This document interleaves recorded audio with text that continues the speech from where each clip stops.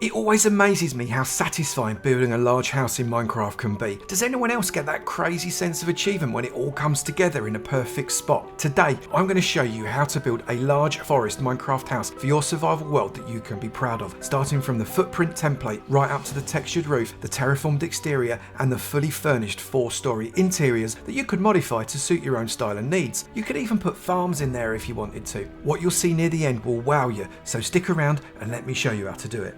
When you find somewhere really gorgeous in your Minecraft survival world, you have absolutely no choice. You have to build on it. Well, I do anyway. And this seed is just teeming with great places to build. Mushroom biomes, cherry groves, jungles, forests, plains, deserts, massive oceans, your spot for choice. And when you get into the world, you're welcomed with rolling landscaped, flowing rivers, teeming forests. There's so many building opportunities. And right here in front of these trees by the river looks like a great spot.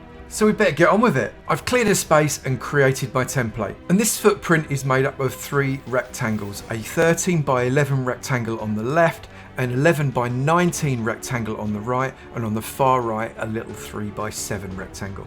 And it's quite a rustic palette that we're going to be using. This isn't everything, but this is all I could fit in my inventory. Various stones, the mossy and the standard variety, a few different woods, barrels, composters, doors, a few decorative blocks there, and we're going to try and make something beautiful out of it. And I'm going to kind of make it up as I go along. And the first thing I do is to lay down the floor, and this is going to be 1 block up from the ground. I'm going to use the same block all the way across, stone bricks, and then I'm going to texture it up.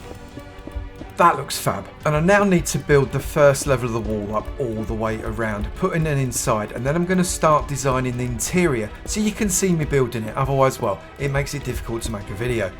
So we've created the outer wall, and I've also put in an inner wall of stripped oak, which is visible on this side and also in the back door as well, and in this side door here. So we've got plenty of entrances and exits for this particular building. Now what I'm going to do is I need to come out just a little way here, just 1, 2, 3, 4 and 5. We're going to continue this platform with some steps down, 3, 4 and 5. I'm going to repeat that on this side as well. Again, I'm going to change up some of these blocks to make sure that we've got a bit of texture. At the moment that's way too blocky, so I'll pop in a little bit of cobble there, a little bit of cobble there, moss that bit up there perhaps, maybe moss that bit up as well. I can also put some texture into the steps as well, so that looks a little bit nicer.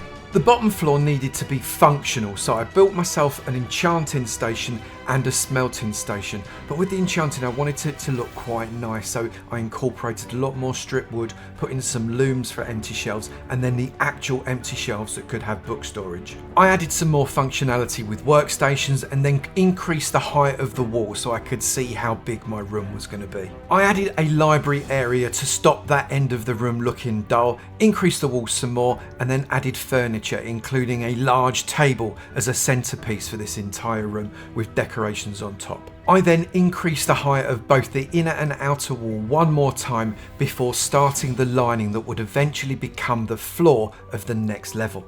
But I needed to create access, so I put in a double width oak staircase before adding more detail downstairs with chests and lighting, finished off the door areas, and I'll add extra detail to those outside soon, and then completed the floor before texturing up the outside walls. I wanted to create a 2nd story entrance, so I built some stairs down and turned 90 degrees so they turned towards the front door. I also included underneath a nice open space that I'm going to use for something a little bit later on.